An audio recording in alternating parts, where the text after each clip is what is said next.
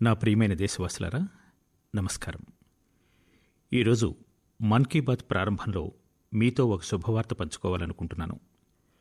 అతి పురాతనమైన అన్నపూర్ణ దేవతా విగ్రహం కెనడా నుండి భారతదేశానికి తిరిగి వస్తోంది. ఈ విషయం తెలుసుకోవటం ప్రతి భారతీయుడికి గర్వంగా ఉంటుంది. ఈ విగ్రహాన్ని సుమారు 100 సంవత్సరాల కిందట 1913లో వారణాసిలోని ఒక ఆలయం నుంచి దొంగిలించి దేశం నుండి బయటికి తరలించారు. కెనడా ప్రభుత్వానికి, ఈ మంచి పనిని సాధ్యం చేసిన వారందరికీ నా కృతజ్ఞతలు తెలియజేస్తున్నాను. అన్నపూర్ణ మాతకు కాశీతో చాలా ప్రత్యేకమైన సంబంధం ఉంది. ఇప్పుడు ఆ మాత విగ్రహం తిరిగి రావటం మనందరికీ సంతోషకరంగా ఉంది. అన్నపూర్ణ మాత విగ్రహంలాగే మన వారసత్వ సంపద, అత్యంత విలువైన వారసత్వ సంపద అంతర్జాతీయ ముఠాల బారిన పడింది. ఈ ముఠాలు అంతర్జాతీయ మార్కెట్లో వాటిని చాలా ఎక్కువ ధరలకు అమ్ముతాయి.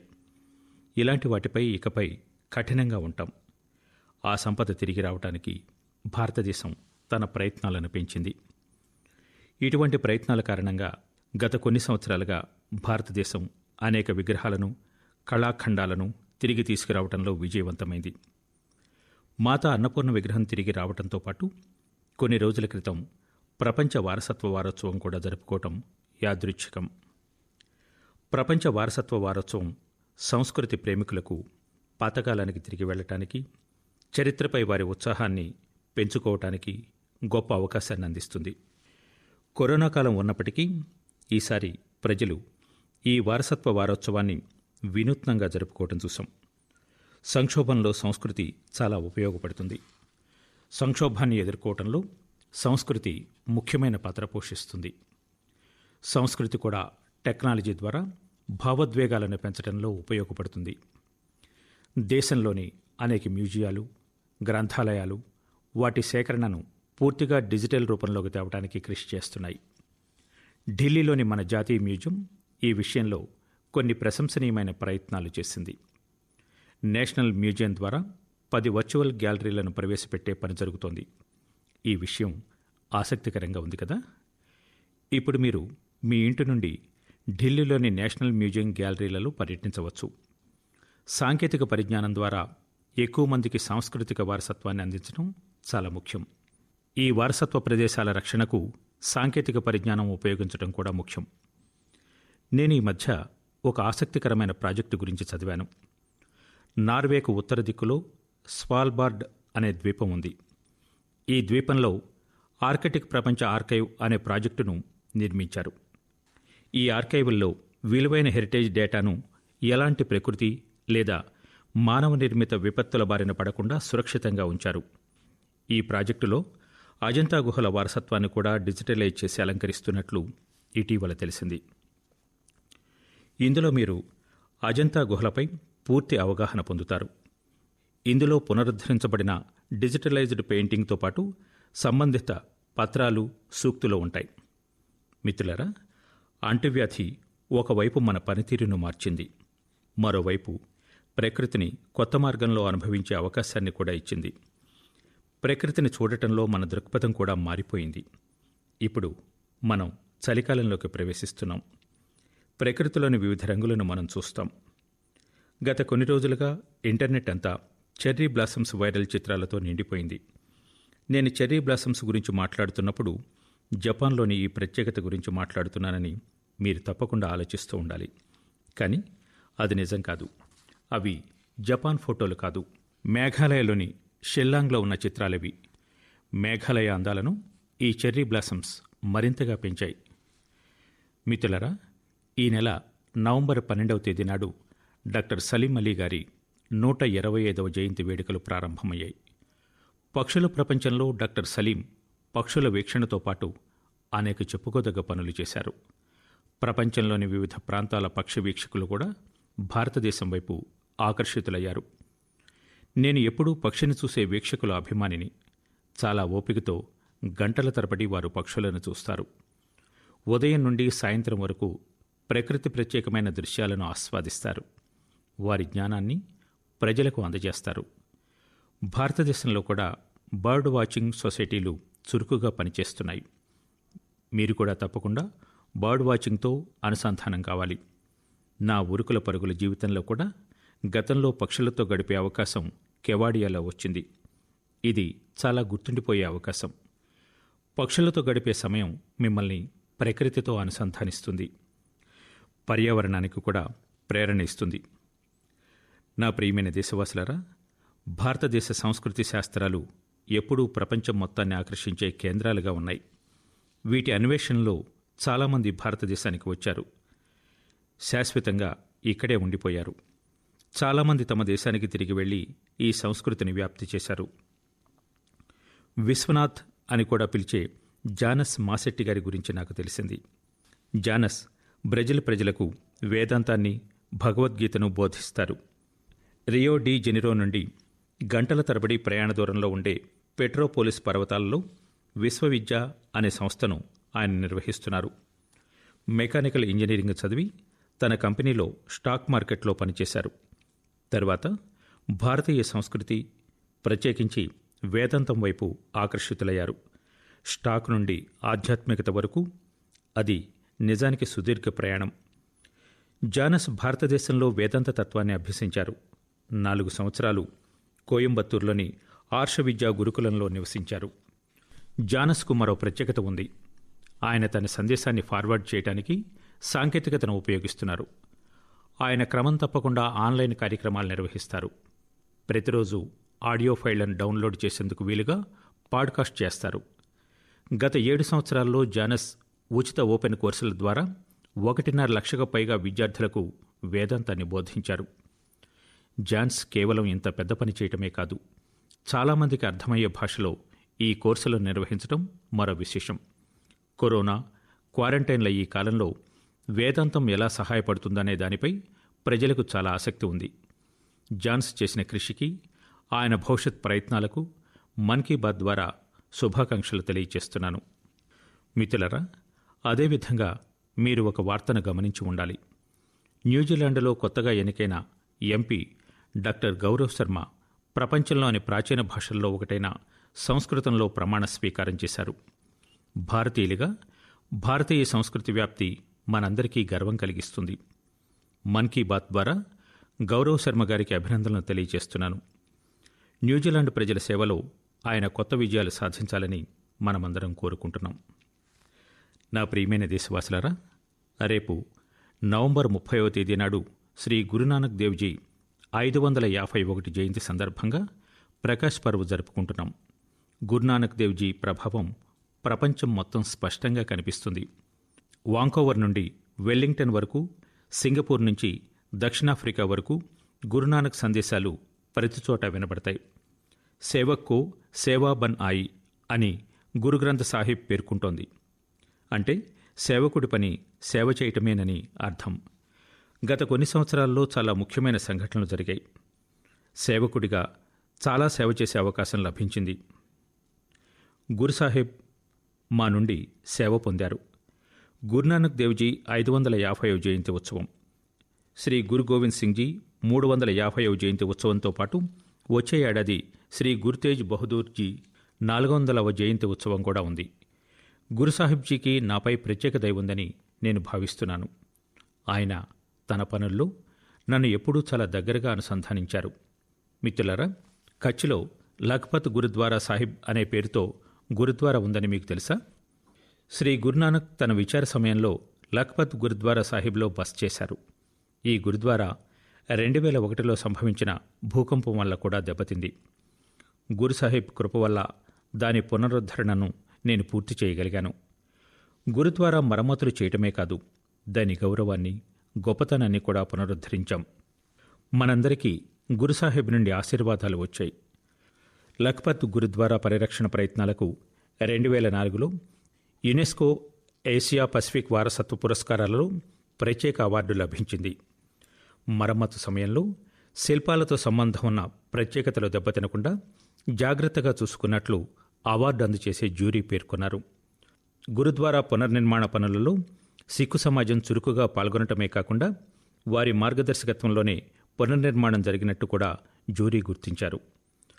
నేను ముఖ్యమంత్రిగా లేనప్పుడు కూడా లఖ్పత్ గురుద్వారాను సందర్శించే భాగ్యం నాకు లభించింది. నేను అపరిమిత శక్తిని పొందేవాడిని. ఈ గురుద్వారా సందర్శన వల్ల ధన్యులమైనట్లు అందరూ భావిస్తారు. గురుసాహిబ్ నా నుండి నిరంతర సేవలను తీసుకున్నందుకు చాలా ధన్యుడినయ్యాను. గత ఏడాది నవంబర్లో కర్తార్పూర్ సాహిబ్ కారిడార్ ప్రారంభించడం చాలా చారిత్రాత్మకమైనది. ఈ విషయం జీవితాంతం నా హృదయంలో ఉండిపోతుంది. శ్రీ దర్బార్ సాహిబ్కు సేవ చేయడానికి మరో అవకాశం లభించడం మనందరికీ ఒక విశేషం. విదేశాలలో నివసిస్తున్న సిక్కు సోదరులు, సోదరీమణులు దర్బార్ సాహిబ్ సేవ కోసం నిధులు పంపటం చాలా సులభం. ఈ అడుగు ప్రపంచంలోని ఇతర ప్రాంతాల వారిని కూడా దర్బార్ సాహిబ్కు సన్నిహితం చేసింది. మిత్రులారా, అన్నదానం అనే లంగర్ సంప్రదాయాన్ని గురునానక్ దేవ్జీ ప్రారంభించారు. ప్రపంచవ్యాప్తంగా ఉన్న సిక్కు సమాజం కరోనా సమయంలో ప్రజలకు ఆహారం ఇచ్చే సంప్రదాయాన్ని ఎలా కొనసాగిస్తుందో మనం చూశాం. సేవ, మానవత్వాల ఈ సంప్రదాయం మనందరికీ నిరంతర ప్రేరణగా ఉపయోగపడుతుంది. మనమందరం సేవకులుగా పనిచేయటం కొనసాగించాలని కోరుకుంటున్నాను. గురుసాహిబ్ ఈ విధంగా నా నుండి, దేశవాసుల నుండి సేవలను పొందడం కొనసాగించాలని కోరుకుంటున్నాను.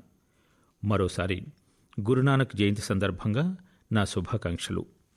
నా ప్రియమైన దేశవాసులారా, ఇటీవల దేశవ్యాప్తంగా అనేక విశ్వవిద్యాలయాల విద్యార్థులతో సంభాషించడానికి, వారి విద్యా ప్రయాణంలో ముఖ్యమైన కార్యక్రమాల్లో పాల్గొనడానికి నాకు అవకాశం లభించింది.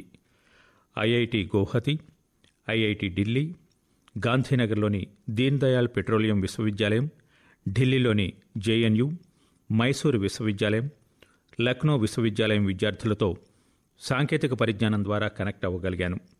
దేశంలోని యువతతో గడపటం తాజాగా ఉంచుతుంది, ఎంతో శక్తిని అందిస్తుంది. విశ్వవిద్యాలయ ప్రాంగణాలు ఒక విధంగా మినీ ఇండియా లాంటివి. ఒకవైపు ఈ క్యాంపస్లలో భారతదేశంలోని వైవిధ్యం కనపడుతుంది, మరోవైపు నవభారతానికి అవసరమయ్యే పెద్ద మార్పుల పట్ల మక్కువ కూడా కనపడుతుంది. కరోనాకు ముందు రోజుల్లో నేను ఏదైనా ఒక సంస్థ కార్యక్రమానికి వెళ్ళేటప్పుడు సమీప పాఠశాల నుండి పేద పిల్లలను కూడా ఆ కార్యక్రమానికి ఆహ్వానించాలని కోరేవాడిని. ఆ పిల్లలు నా ప్రత్యేక అతిథిగా ఆ వేడుకకు వచ్చేవారు.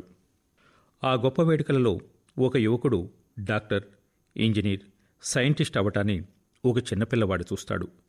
ఎవరైనా పతకం తీసుకోవటాన్ని చూస్తాడు. అప్పుడు అతనిలో కొత్త కలలు తలెత్తుతాయి. నేను కూడా చేయగలను అనే ఆత్మవిశ్వాసాన్ని అతనిలో ఆ కార్యక్రమం కలిగిస్తుంది. సంకల్పం దిశగా వెళ్లేందుకు ప్రేరణ లభిస్తుంది. మిత్రులారా, ఇది కాకుండా ఆ సంస్థ పూర్వ విద్యార్థులు ఎవరు, ఆ సంస్థ పూర్వ విద్యార్థులతో క్రమం తప్పకుండా సంబంధాలు కొనసాగించేందుకు చేసే ఏర్పాట్లు ఏమిటి అనే విషయాలు తెలుసుకోవడానికి నేను ఎప్పుడూ ఆసక్తి చూపిస్తాను. ఆ సంస్థ పూర్వ విద్యార్థుల నెట్వర్క్ ఎంత శక్తివంతమైనదో తెలుసుకోవాలని నాకు ఉంటుంది. నా యువ మిత్రులారా, విద్యార్థిగా మీరు అక్కడ చదువుతున్నంతకాలం మాత్రమే ఉంటారు, కానీ పూర్వ విద్యార్థులుగా మీరు జీవితాంతం కొనసాగుతారు. పాఠశాల, కళాశాల నుండి బయటకు వచ్చాక రెండు విషయాలు ఎప్పటికీ ముగియవు. ఒకటి మీ అభ్యసన ప్రభావం, రెండవది మీ పాఠశాల, కళాశాలతో మీ అనుబంధం. పూర్వ విద్యార్థులు తమలో తాము మాట్లాడినప్పుడు పుస్తకాలు, చదువుల కంటే ఎక్కువగా క్యాంపస్లో స్నేహితులతో గడిపిన క్షణాలే ఎక్కువగా మాట్లాడతారు. ఈ జ్ఞాపకాల నుండే ఆ విద్యాసంస్థకు ఏదైనా చేయాలనే ఒక భావన ప్రారంభమవుతుంది. మీ వ్యక్తిత్వం అభివృద్ధి చెందిన ప్రదేశాన్ని అభివృద్ధి చేయడానికి మించిన ఆనందం ఏముంటుంది? పూర్వ విద్యార్థులు తమ పాత సంస్థలను అభివృద్ధి చేసిన అలాంటి కొన్ని ప్రయత్నాల గురించి నేను చదివాను. ఈ రోజుల్లో పూర్వ విద్యార్థులు తమ విద్యాసంస్థ అభివృద్ధిలో క్రియాశీలకంగా ఉన్నారు. ఐఐటిఎన్లు తమ సంస్థలను కాన్ఫరెన్స్ సెంటర్లు, మేనేజ్మెంట్ సెంటర్లు, ఇంక్యుబేషన్ సెంటర్లు వంటి అనేక విభిన్న రూపాలుగా అభివృద్ధి చేశారు. ఈ ప్రయత్నాలన్నీ ప్రస్తుత విద్యార్థుల అభ్యసన అనుభవాలను మెరుగుపరుస్తాయి. ఐఐటి ఢిల్లీ ఎండోమెంట్ ఫండ్ను ప్రారంభించింది. ఇది అద్భుతమైన ఆలోచన. ప్రపంచంలోని ప్రఖ్యాత విశ్వవిద్యాలయాల్లో ఇటువంటి నిధుల సేకరణ సంస్కృతి ఉంది. ఇది విద్యార్థులకు సహాయపడుతుంది. భారతదేశ విశ్వవిద్యాలయాలు కూడా ఈ సంస్కృతిని సంస్థాగతం చేయగలవని నా అభిప్రాయం. ఏదైనా తిరిగి ఇవ్వాలనుకున్నప్పుడు పెద్దది, చిన్నది అన్న భేదం ఏమీ లేదు. ప్రతి చిన్న సహాయం ముఖ్యమైందే, ప్రతి ప్రయత్నం కూడా ముఖ్యమైందే. తరచుగా పూర్వ విద్యార్థులు తమ సంస్థల సాంకేతిక పరిజ్ఞానంలో, భవన నిర్మాణంలో, అవార్డులు, స్కాలర్షిప్లను ప్రారంభించడంలో, నైపుణ్య అభివృద్ధి కార్యక్రమాలను ప్రారంభించడంలో చాలా ముఖ్యమైన పాత్ర పోషిస్తారు. కొన్ని పాఠశాలల పూర్వ విద్యార్థి సంఘాలు మార్గదర్శక కార్యక్రమాలను కూడా ప్రారంభించాయి. ఇందులో వారు వివిధ బ్యాచ్ల విద్యార్థులకు మార్గనిర్దేశం చేస్తారు. విద్యా అవకాశాల గురించి కూడా చర్చిస్తారు. అనేక పాఠశాలల్లో, ముఖ్యంగా రెసిడెన్షియల్ పాఠశాలల్లో పూర్వ విద్యార్థుల సంఘాలు చాలా బలంగా ఉన్నాయి. క్రీడల పోటీలు, సమాజ సేవ వంటి కార్యకలాపాలను కూడా అవి నిర్వహిస్తున్నాయి. వారు చదివిన సంస్థతో అనుబంధాన్ని మరింత బలోపేతం చేసుకోవాలని పూర్వ విద్యార్థులను నేను కోరుతున్నాను. అది పాఠశాల అయినా, కళాశాల అయినా, విశ్వవిద్యాలయమైనా, ఆ సంస్థతో పూర్వ విద్యార్థులు అనుబంధం పెరగాలి. పూర్వ విద్యార్థుల భాగస్వామ్యంతో నవీన, వినూత్న మార్గాలలో పనిచేయాలని నేను విద్యా సంస్థలను కోరుతున్నాను. పూర్వ విద్యార్థులు చురుకుగా పాల్గొనడానికి సృజనాత్మక వేదికలను అభివృద్ధి చేయండి. పెద్ద కళాశాలలు, విశ్వవిద్యాలయాలు మాత్రమే కాదు, మన గ్రామాల పాఠశాలలు కూడా బలమైన, చురుకైన పూర్వ విద్యార్థుల నెట్వర్క్ కలిగి ఉండాలి. నా ప్రియమైన దేశవాసులారా, డిసెంబర్ 5వ తేదీ శ్రీ అరబిందో వర్ధంతి. శ్రీ అరబిందోను మనం ఎంత ఎక్కువ చదువుతామో అంత లోతైన పరిజ్ఞానం మనకు లభిస్తుంది. నా యువ స్నేహితులు శ్రీ అరబిందో గురించి ఎంత ఎక్కువ తెలుసుకుంటే అంత ఎక్కువ మీ గురించి మీరే తెలుసుకుంటారు. మీరు ఉన్న జీవనస్థితి, మీ సంకల్పాలను నెరవేర్చడానికి పడుతున్న శ్రమ, వీటి మధ్య మీరు ఎల్లప్పుడూ శ్రీ అరబిందోకు కొత్త మార్గాన్ని చూపిస్తూ నూతన మార్గం పొందుతారు. ప్రేరణ ఇస్తూ ప్రేరణ పొందుతారు. వోకల్ ఫర్ లోకల్ ప్రచారంతో మనం ముందుకు వెళ్తున్నప్పుడు శ్రీ అరబిందో స్వదేశీ తత్వశాస్త్రం మనకు కనిపిస్తుంది. బంగ్లాలో అత్యంత ప్రభావవంతమైన కవిత ప్రచారంలో ఉంది. ఛూయీ సుతో పాయ్ మాన్తో ఆసే తుంగ హోతే, దియా చలాయి కాఠీ తౌ ఆసే పోతే, ప్రోదీప్తి జాలితే ఖేతే సుతే జేతే కీచుతే లోక్నాయి షాధీన్. అంటే ఇక్కడ సూది నుండి అగ్గిపెట్టె వరకు ప్రతి ఒక్కటి విలాసవంతమైన వాడలో దిగుమతి అవుతాయి. తినటంలో, తాగటంలో, నిద్రపోవటంలో ఏ విషయంలోనూ ప్రజలకు స్వేచ్ఛ లేదు. స్వదేశీ అంటే మన భారతీయ కార్మికులు, చేతివృత్తుల వారు తయారు చేసే వస్తువులకు ప్రాధాన్యత ఇవ్వటమని ఆయన చెప్పేవారు. విదేశాల నుండి ఏదైనా నేర్చుకోవటాన్ని శ్రీ అరబిందో ఎప్పుడూ వ్యతిరేకించలేదు. కొత్త అంశం నుండి నేర్చుకోవాలని, మన దేశానికి ఉపయోగపడేదానికి సహకారం, ప్రోత్సాహం ఇవ్వాలని ఆయన అభిప్రాయం. ఆత్మనిర్భర్ భారత్ అభియాన్లో వోకల్ ఫర్ లోకల్ మంత్ర భావన ఇదే. ముఖ్యంగా స్వదేశీని మనదిగా చేసుకోవడంతో పాటు వివిధ విషయాల్లో ఆయన చెప్పిన అభిప్రాయాలు ఈరోజు ప్రతి పౌరుడు చదవాలి. మిత్రులారా, విద్యపై అరబిందో అభిప్రాయాలు చాలా స్పష్టంగా ఉన్నాయి. పుస్తక పరిజ్ఞానానికి, డిగ్రీలు, ఉద్యోగాలకు పొందటానికి మాత్రమే విద్య పరిమితమని ఆయన భావించలేదు. మన జాతీయ విద్య మన యువతరం హృదయాలకు, మనసులకు శిక్షణగా ఉండాలని శ్రీ అరబిందో చెప్పేవారు. అంటే శాస్త్రీయ వికాసం పొందిన మస్తిష్కం, భారతీయ భావోద్వేగాల హృదయం ఉండే యువకుడు మాత్రమే దేశానికి మంచి పౌరుడిగా మారగలడని అరబిందో అభిప్రాయం. ఆ రోజుల్లో జాతీయ విద్యపై అరబిందో చెప్పిన దాన్నే కొత్త జాతీయ విద్యా విధానం ద్వారా దేశం పూర్తి చేస్తోంది. నా ప్రియమైన దేశవాసులారా, భారతదేశంలో వ్యవసాయం, అనుబంధ రంగాలకు కొత్త కోణాల అనుసంధానం జరుగుతోంది. గతంలోని వ్యవసాయ సంస్కరణలు రైతులకు కొత్త అవకాశాలకు తలుపులు తెరిచాయి. కొన్నేళ్లుగా ఉన్న రైతుల ఆకాంక్షలు, వాటిని తీరుస్తామన్న రాజకీయ పక్షాల వాగ్దానాలు నెరవేరాయి. చాలా చర్చల తర్వాత భారత పార్లమెంట్ వ్యవసాయ సంస్కరణలకు చట్టపరమైన రూపాన్నిచ్చింది. ఈ సంస్కరణలు రైతుల అనేక బంధనాలను అంతం చేయటమే కాకుండా వారికి కొత్త హక్కులు, కొత్త అవకాశాలను కూడా కల్పించాయి. ఈ హక్కులు చాలా తక్కువ సమయంలోనే రైతుల సమస్యలను తగ్గించడం ప్రారంభించాయి. మహారాష్ట్రలోని ధులే జిల్లా రైతు జితేంద్ర భోయ్ గారు కొత్త వ్యవసాయ చట్టాలను ఎలా ఉపయోగించారో మీరు కూడా తెలుసుకోవాలి. జితేంద్ర భోయ్ గారు మొక్కజొన్న సాగు చేసి సరైన ధరలకు వ్యాపారులకు అమ్మాలని నిర్ణయించుకున్నారు. పంట మొత్తం ఖర్చు 3,32,000 రూపాయలుగా నిర్ణయించారు. జితేంద్ర భోయ్కు 25,000 రూపాయల అడ్వాన్స్ కూడా వచ్చింది. మిగిలిన డబ్బును 15 రోజుల్లో చెల్లించాలని నిర్ణయించారు. కానీ తరువాత పరిస్థితుల వల్ల అతను మిగిలిన డబ్బులను పొందలేకపోయాడు. రైతు నుండి పంట కొని నెలల తరబడి డబ్బులు చెల్లించకపోవటం కొన్నేళ్లుగా కొనసాగుతోంది. బహుశా మొక్కజొన్న కొనుగోలుదారులు అదే సంప్రదాయాన్ని అనుసరించేవారు. అదేవిధంగా జితేంద్రకు డబ్బులు 4 నెలల వరకు రాలేదు. ఈ పరిస్థితిలో సెప్టెంబర్లో ఆమోదం పొందిన కొత్త వ్యవసాయ చట్టం ఆయనకు సహాయపడింది. పంటను కొనుగోలు చేసిన 3 రోజుల్లో రైతుకు కొనుగోలుదారులు పూర్తి చెల్లింపు చేయవలసి ఉంటుందని ఈ చట్టం పేర్కొంటోంది. ఒకవేళ కొనుగోలుదారులు చెల్లింపు చేయకపోతే రైతు ఫిర్యాదు చేయవచ్చు. చట్టంలో మరో పెద్ద విషయం ఉంది. ఈ చట్టం ప్రకారం ఆ ప్రాంతానికి చెందిన సబ్ డివిజనల్ మేజిస్ట్రేట్ రైతు ఫిర్యాదును నెలలోపు పరిష్కరించవలసి ఉంటుంది. ఆయన ఫిర్యాదు చేయడంతో కొనుగోలుదారులు బకాయిలను కొద్ది రోజుల్లోనే చెల్లించారు. అంటే చట్టంపై సరైన పూర్తి పరిజ్ఞానం మాత్రమే జితేంద్ర బలంగా మారింది. ప్రాంతం ఏదైనా అన్ని రకాల గందరగోళాలు, పుకార్లకు దూరంగా సరైన సమాచారం మాత్రమే ప్రతి వ్యక్తికి మద్దతుగా నిలుస్తుంది. రాజస్థాన్లోని బారాం జిల్లాలో నివసిస్తున్న మహమ్మద్ అస్లాం గారు రైతులలో అవగాహన పెంచడానికి అలాంటి ఒక పని చేస్తున్నారు. అతను రైతు ఉత్పాదక సంఘం సీఈఓ కూడా.